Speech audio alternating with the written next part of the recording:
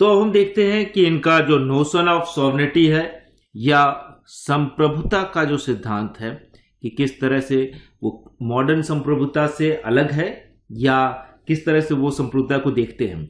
The state is a sovereign entity. पहले तो state राज्य की संप्रभुता को मानते हैं कि राज्य एक संप्रभु चीज है जिसके ऊपर कोई नहीं होगा उसको आदेश देने वाला, जिसके ऊपर कोई नहीं होगा इसके निर्णयों को बदलने वाला।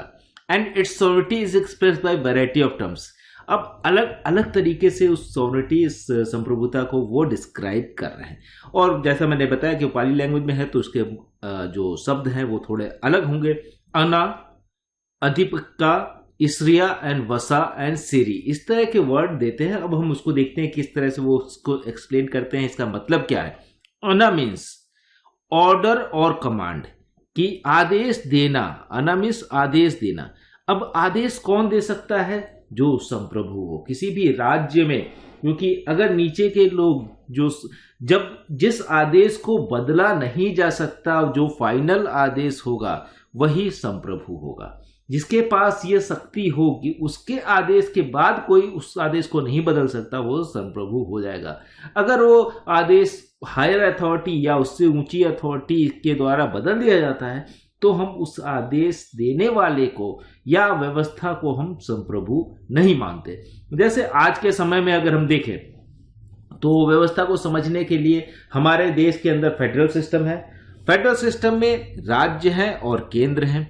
उस राज्यों के अंदर भी अगर हम देखें तो डिस्ट्रिक्ट्स हैं, उसके अंदर भी देखें तो पंचायत हैं। तो पंचायत के किसी फैसले में या अगर उसमें कोई गड़बड़ी है तो वो पॉलिसी ऊपर के लेवल, डिस्ट्रिक्ट लेवल पर डिस्कस होगी। डिस्ट्रिक्ट में अगर है तो कमिश्नरी लेवल पे होगी, कमिश्नरी होगी तो राज्य के लेवल में, और राज्य के लेवल में भी कोई प्रॉब्लम है तो केंद्र के पास जाएगी। और केंद्र ने अगर फाइनल फैसला दे दिया और सुप्रीम कोर्ट जैसी व्यवस्था ने उसको भी मान लिया तो फिर किसी के पास हम बाहर नहीं जा सकते। कोई भी राज्य ये नहीं कह सकता कि हम अब इंटरनेशनल कम्युनिटी से पूछेंगे कि क्या सही है क्या गलत, ये चीजें नहीं हो सकती।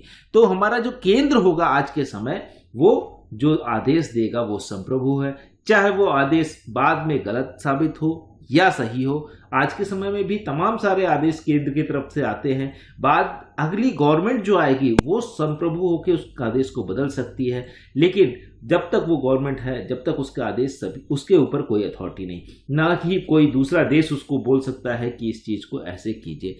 तो ये संप्रभुता के आइडिया है इनका। अधिपक्का signifies over lordship, the quality of imposing superiority over the other. अधिपक्का जैसे हमने बताया कि अब ये राज्य जो हैं वो अधिपक्का हो गए, कि अब इनके ऊपर एक केंद्र है। कई राज्य, भारत के अंदर कई राज्य हैं, 29 राज्य हैं, उनके ऊपर एक केंद्र है जो सुपीरियरिटी, जो उससे सुपीरियर है। कि अगर दो राज्यों के बीच मतभेद है या राज्य ऐसी कोई काम करता है जो भारतीय संविधान या भारत के केंद्र के अनुसार नहीं है तो उसको बदल सकता है, उसकी सुपीरियरिटी है।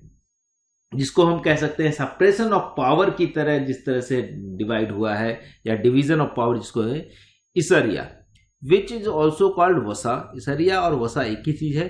Is the quality of exercising overwhelming influence और control, the capacity to impose sovereignty. अब ये बोल रहे कि ये एक इन्फ्लुएंस और कंट्रोल करने की जो क्वालिटी है वो किसके पास होगी? वो क्वालिटी राज्य के पास है, राज्य में जो सत्ता में है, जो राजा है या उसके पास।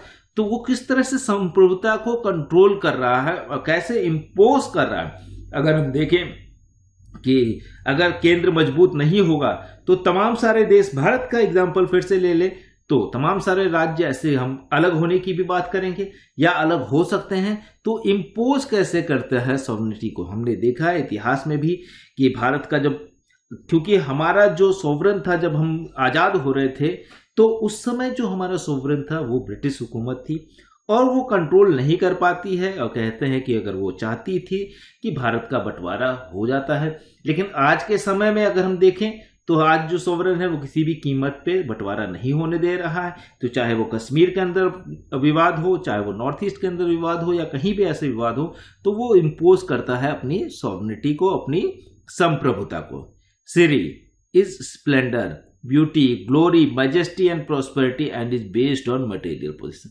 श्री का मतलब है कि ख्याति के सेंस में रख सकते हैं, जो अच्छा है वो भी उस चीज को लिखेंगे। प्रॉस्पेरिटी है वो आपको संप्रभुता, अगर किसी देश के अंदर प्रॉस्पेरिटी ना हो, उसके अंदर अपने भावना ना हो, तो वो संप्रभु नहीं रह सकता है।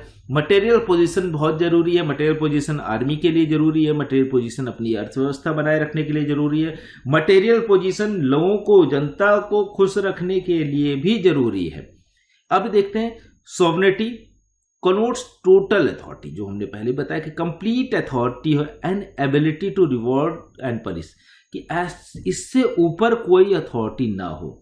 हमने जैसे एग्जांपल भी दिया कि हमारे जो आइडिया है, अगर आप देखें कि जो संप्रभुता का है कि राज्य सबसे ऊपर है, पार्लियामेंट सबसे ऊपर है, वो जो डिसीजन लेगा उसको मानना पड़ेगा, उसमें हमारा सिर्फ सुप्रीम कोर्ट उसमें इंटरफेयर कर सकता है, और उसके बाद भी अगर संविधान संशोधन कर दिया जाए तो राज्य सबसे ऊपर हो जाएगा। तो वो अब वो किसी को पनिश कर सकता है। Capacity to give orders to all and receive orders from none, अब उसके पास कोई भी जो संप्रभु है वो किसी से भी ऑर्डर नहीं लेगा। हम उसको डेमोक्रेटिकली तो बदल सकते हैं, उसके ऊपर प्रेशर डाल सकते हैं, लेकिन वो किसी से भी ऑर्डर, तो राज्य कभी भी वो सबको ऑर्डर दे सकता है। आज के समय में देखें, चाहे वो जीएसटी लगा दे, चाहे वो दूसरी चीजें पॉलिसी दे दे, वो सारी चीजें कर सकता है। लेकिन डायरेक्टली कोई भी, चाहे ताकतवर से ताकतवर देश हो, चाहे वो अमेरिका हो, रूस हो, वो भी ये नहीं कह सकता कि आपको ये काम करना होगा। तो ये कह रहे कि सबके ऊपर, जो भी उस टेरिटरी के अंदर है संप्रभुता में, वो सबको ऑर्डर दे सकता है, लेकिन वो किसी से ऑर्डर डायरेक्टली नहीं लेगा। उसका आइडिया जो सोवरेन का होगा, बाद में अगर हम देखते हैं तो उसको हो सकता है वो डेमोक्रेटिक हो तो आपको सुनना पड़ेगा, लेकिन फिर भी वो आइडिया नहीं होगा। इसके बाद अगर हम देखें तो किस तरह से वो 7 सिंबल्स बताते हैं सोवरेनिटी के, कि 7 जो है सिंबल है, प्रतीक हैं किसी भी संप्रभु राष्ट्र के। संप्रभुता को बहुत अच्छे से डिफाइन करते हैं। अब हम देखते हैं ये 7 प्रिंसिपल क्या है। तो पहला, द यूनिक बुद्धिज्म स्वतंत्रता या 7 कॉन्स्टिट्यूएंट एलिमेंट्स ऑफ किंगशिप, कि राजशाही के 7 जो कॉन्स्टिट्यूएंट हैं, जो घटक हैं कह सकते हैं, वो घटक क्या हैं। पहला, चक्ररत्न। चक्ररत्न व्हील ट्रेजर डोमिनियन, या जिसको हम हिंदी में कहते हैं अधिराज्य।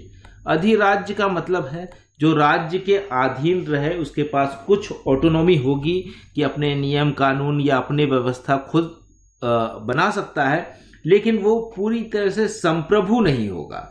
संप्रभु जो होगा वो ऊपर जो राज्य होगा वही संप्रभु होगा। जैसे हम अभी अपने फिर से फेडरल स्टेट को देख ले, जैसे हमारे यहाँ है कि अलग अलग स्टेट्स के पास अलग अलग अधिकार हैं, या अमेरिका का एग्जाम्पल ले ले, वो एक बेटर एग्जाम्पल होगा कि जहां पे सभी राज्य के पास अपने संविधान हैं, लेकिन संविधान होने के बावजूद भी वो जो अमेरिका का संविधान है उससे अलग नहीं हो सकते। ऑल्दो देयर इज कंट्रोवर्सी कि अगर अमेरिका का संविधान और राज्य के संविधान में कॉन्फ्लिक्ट हो जाए तो क्या होगा। उस कॉन्फ्लिक्ट में हमेशा जो राज्य का संविधान है वो प्रिवेल करेगा, अमेरिका का संविधान पीछे हो जाएगा। लेकिन किन शर्तों पे, वो राज्य के विरोध में नहीं हो, वो स्टेट के, अमेरिका के विरोध में ना हो। ऐसा ना हो कि हम अलग होना चाहते हैं अमेरिका के, या उसकी सुरक्षा से खतरा होगा, तब वो नहीं हो सकता। तो सेम चीज यहाँ पे भी है कि डोमिनियन स्टेट है कि अधिराज्य जो है उनके पास अपनी शक्तियां हैं, अपने संविधान भी हो सकते हैं, लेकिन वो अलग नहीं हो सकते। हाथी रत्न, elephant treasure, control over dominion. कहते हैं कि हाथी रत्न जो कंट्रोल है, डोमिनियन अभी अधिराज्य जो बने हैं उनके ऊपर जो कह सकते हैं कंट्रोल रखना, वो भी जरूरी है। अगर वो कंट्रोल में नहीं है तो आप नहीं बोल सकते कि वो आपके संप्रभु राज्य का हिस्सा है। जैसे हम देख सकते हैं कि जब हम पाकिस्तान और बांग्लादेश का जो बंटवारा होता है, एक समय में जो बांग्लादेश ईस्ट पाकिस्तान का पार्ट होता है, ईस्ट पाकिस्तान और वेस्ट पाकिस्तान जो माने जाते हैं, लेकिन एक समय में जब वो कंट्रोल नहीं कर पाते, जिसको हम कह रहे हैं हाथी रत्न, तो वो डोमिनियन जो है इंडिपेंडेंट बन जाता है, और आज के समय में बांग्लादेश एक सोवरेन कंट्री बन के आता है, एक संप्रभु राष्ट्र बन जाता है।